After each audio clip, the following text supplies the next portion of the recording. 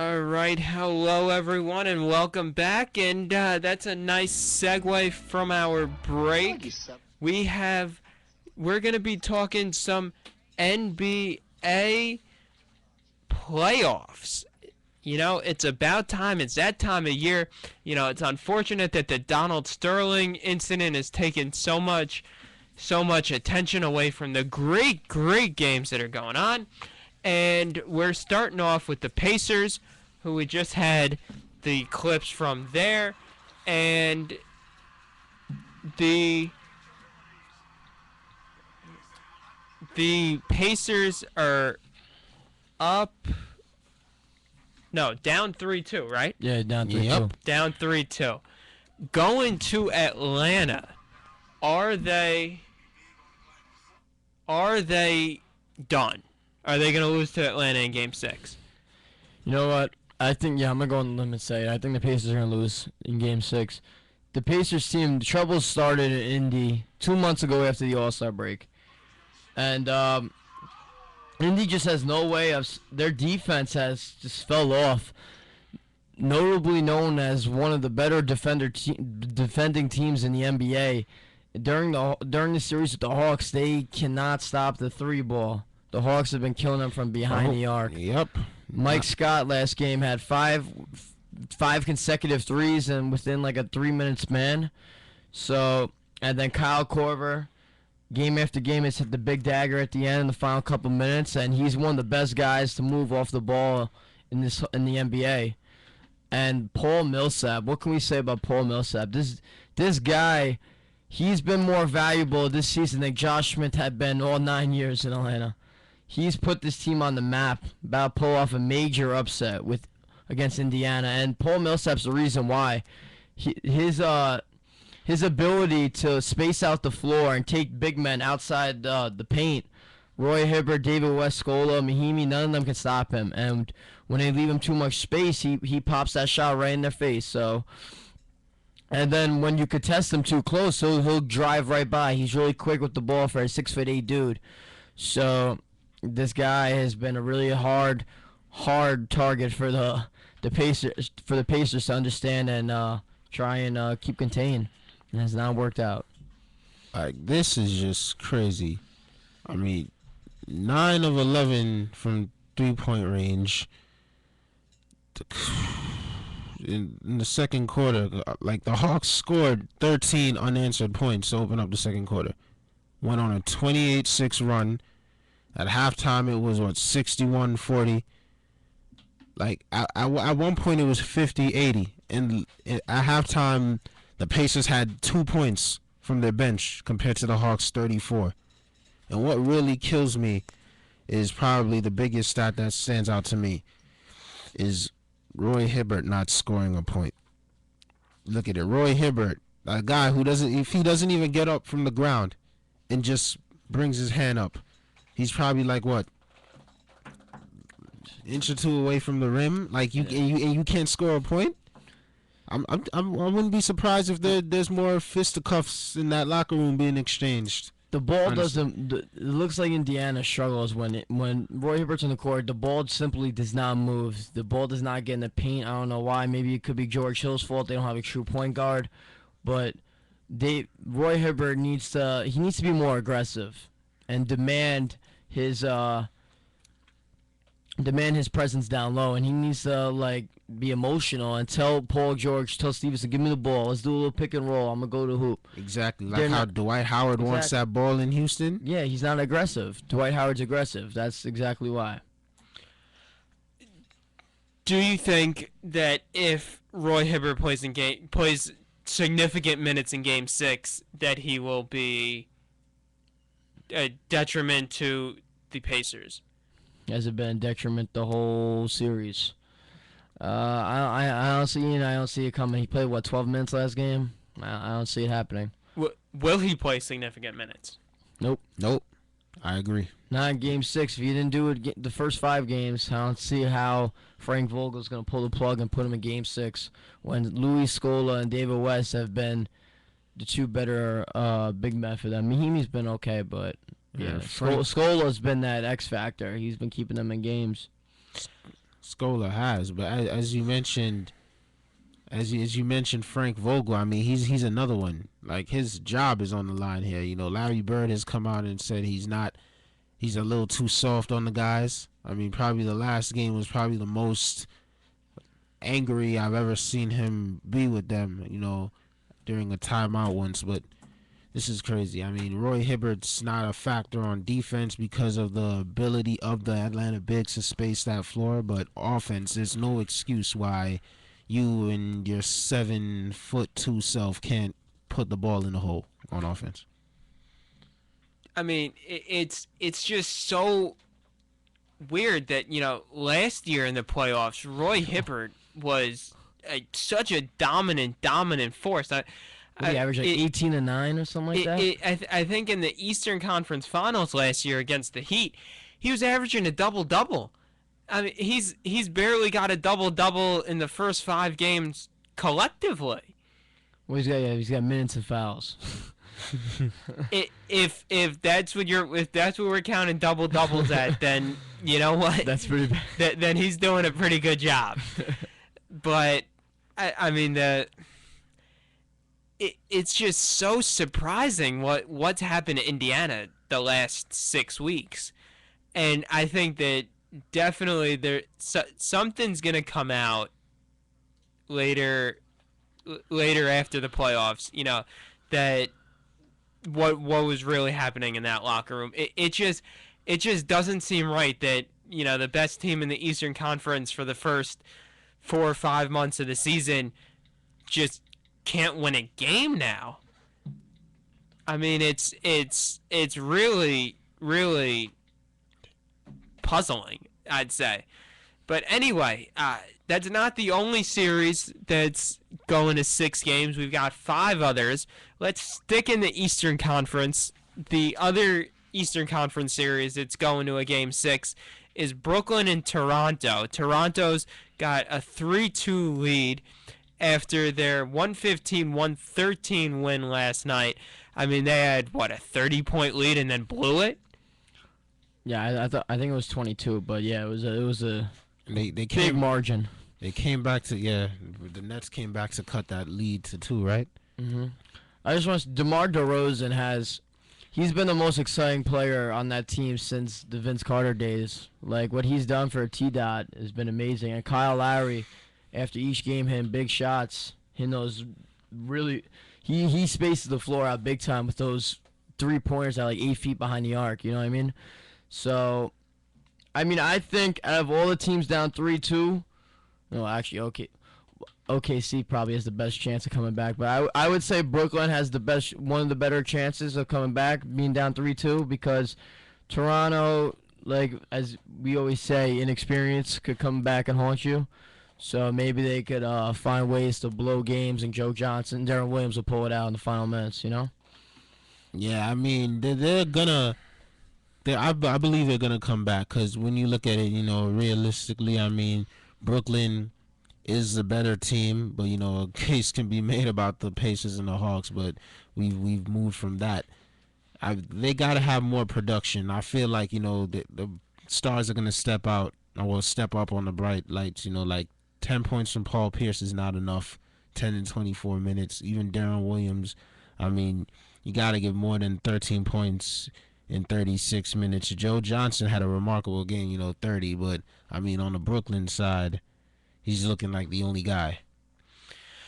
Yeah, I think the Nets are going to be able to take this series. I mean, yes, they're down 3-2. They've got to win 2 in a row, but they have the veteran experience that Toronto does not have, and that's why they brought in Paul Pierce and Kevin Garnett. That's why they brought me here. Not so much that that they were going to give them 20, 10, and 5 every game, but just so that they have that veteran leadership in the locker room.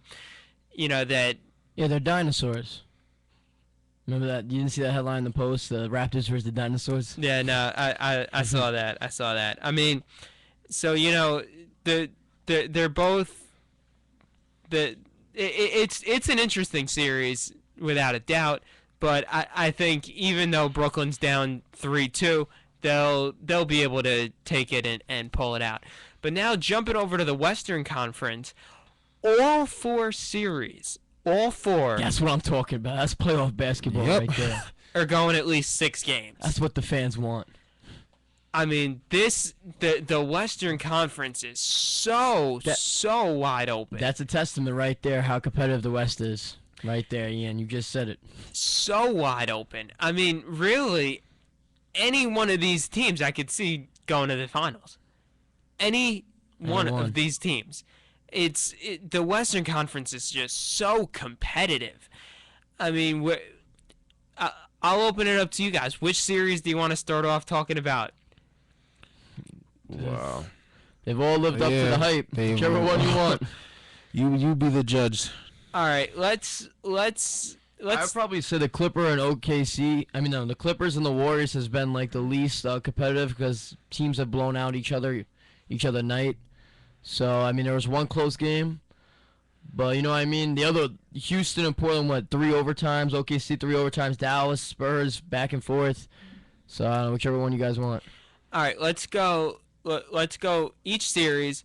Let's take a look at it and say who wins in 6 or 7. All right, do Clippers. And Yeah, Warriors. let's start off with the Clippers and the Warriors. The Clippers have a 3-2 lead heading to Golden State for Game 6. Who takes 6 and then if necessary 7? I'm gonna go with LA. Clippers in 6. Yes, I think it's gonna end now. They're gonna go out and they're gonna have something to play for here. They're gonna show the world that we're behind Sterling. We're behind all of his remarks or anything, and they're gonna No, past it. They Not- passed it behind. not- They passed. Yeah, My fault. the Behind it mean they're supporting them. My fault. That they're past all of the saga that Sterling created, and that Jamal Crawford just won the 6-man of the year. He's gonna be a catalyst in this game off the bench, and I think they're gonna get it done. I think that as long as Blake Griffin and DeAndre Jordan can stay out of foul trouble, because that's been a problem in the beginning of the series, that both of them were in foul trouble in separate games, they will be fine because they'll be able to dominate the posts with Jermaine O'Neal and David Lee. So I feel like this series is going 7. I feel like Warriors are going to take the next game. I mean, sure, the Clippers had a lot riding. The emotional atmosphere is, I think, what was the driving force. It was a very emotional game. And, you just look at, Chris Paul, playing his heart out, Blake Griffin. And then, to me, the Warriors now, they when they go small, they're actually better. Better as opposed to the Clippers with their size, with DeAndre Jordan in that lineup. And I feel like this is going back to Oakland, right? yeah, Oh, Golden okay. State, yep. All right. So yeah, I feel like this is So definitely. who's gonna win going Game 7? You said that Warriors gonna win. Yeah. It'll be over by time next week. So just predict now. Ultimately, Tell me. the Clippers in 7, but I won't say 6. I think it ends in 7. Nonetheless, great effort by Golden State, though. Golden State is definitely going to win Game 6. I think that the Clippers are, due for a letdown. They had the really big emotional game back at home after the whole Sterling incident, and I think that the Warriors are going to get back on track, and they're going to take Game 6. Then we go to Game 7 at Staples Center. I think that this game is going to be what the series was expected to be. It's going to be high flying, back and forth, high scoring, and I'm going Golden State. I say they get the job done. I think the Clippers, they just have way too much going on with the whole Sterling incident that I think, Golden State has like a team nucleus that hasn't been rocked the way that the Clippers have been. You know what, too? Also, with the Clippers' postseason success over the last couple of years, they lost in the first round to Memphis. Who did they lose to the year before that in the first round? I think they got out No, of they lost in the they- semis to the Spurs. Right. They got swept.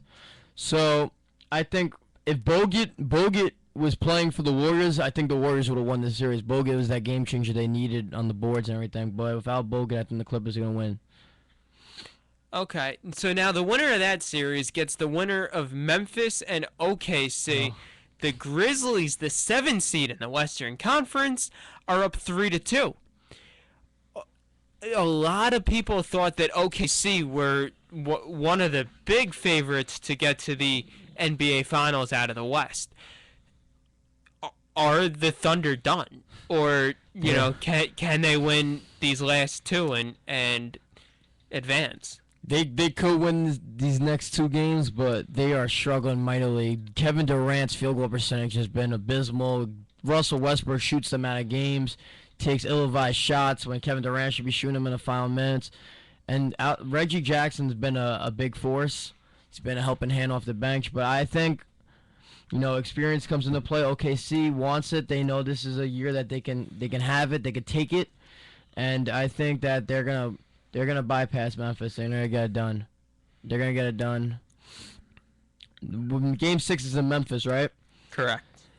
This is the big game. If they win this game, Game 7's done. OKC, I think they'll beat them by 15.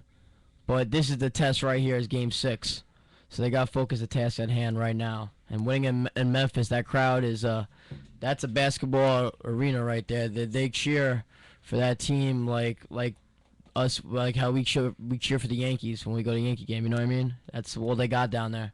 So, Well, I would agree that if the Thunder win Game 6, then they win this series. If, however, I'm not really too sure if they can win Game 6, because right now they're struggling in large part due to the size. Zebo and Gasol down in the paint. Like, I feel like, okay, Perkins is not an offensive presence. Not to me the best rim protector. he's not a very good defender. Yeah. Okay, you just look at the size factor, and that's just breaking them down. And then on top of that, Westbrook taking the most shots, nonetheless, and then making ridiculous turnovers down the I stretch. think he shot 31 shots last game, went 10 for 31. 30%. Like right now, they all need to have a big game, make the smart decisions, and Reggie Jackson has to continue his role right now.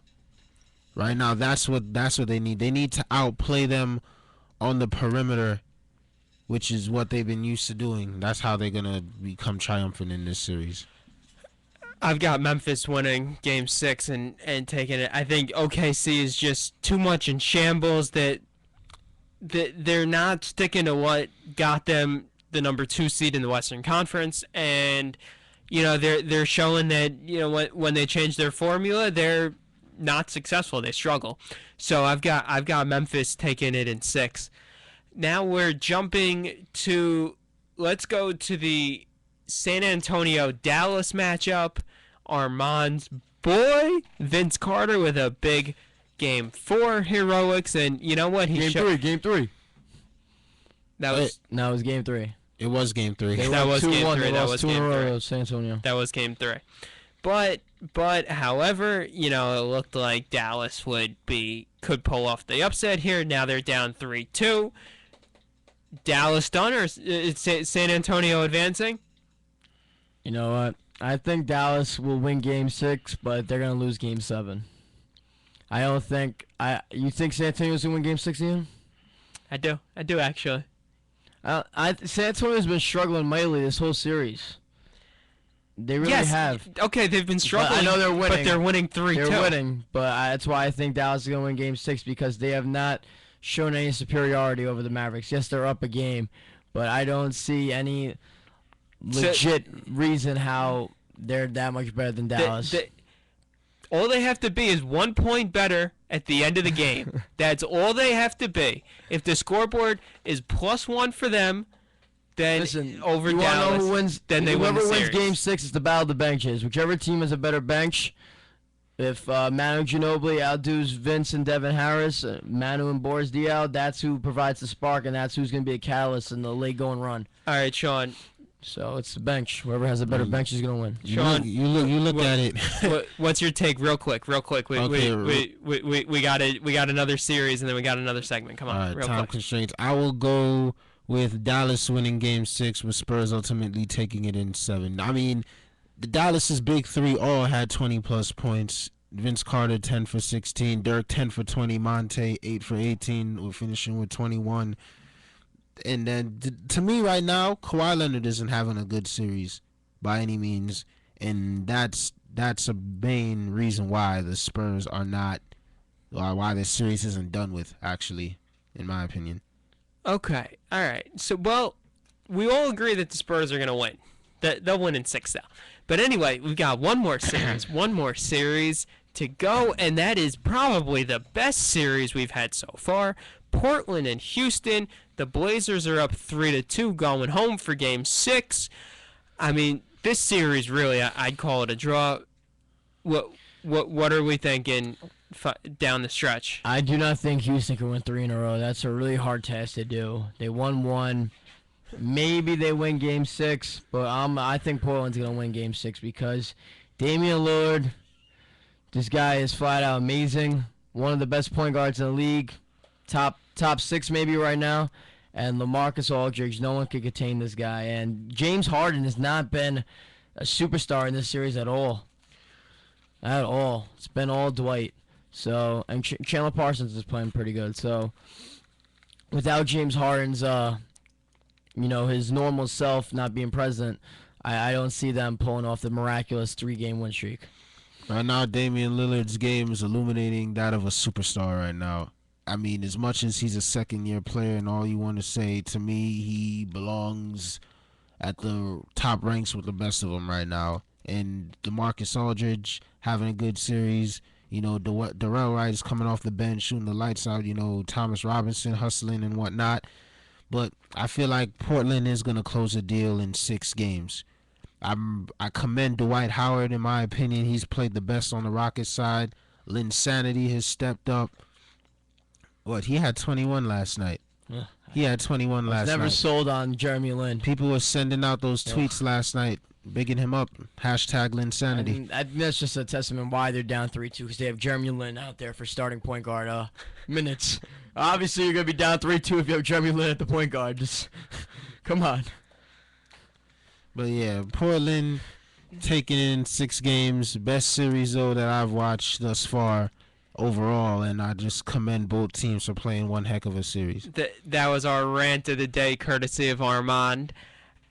I think that this series is just too evenly matched to not go 7. So I think Houston's going to win a close game in Portland. It's definitely going to come down to the wire. And then I'd say Game 7 is totally up for grabs. I think maybe have to give it to Portland. They've, shown that they can really do well this series, and Houston's struggled at times. But I just think that this series is so well matched that it cannot go less than 7. So I've got Houston winning Game 6, and then I'd say Portland in Game 7. And Wesley Matthews has been sensational, too. All right, we are going to take probably like a 10-second break, and then we will be back with about 5 minutes on baseball, and stick around for that.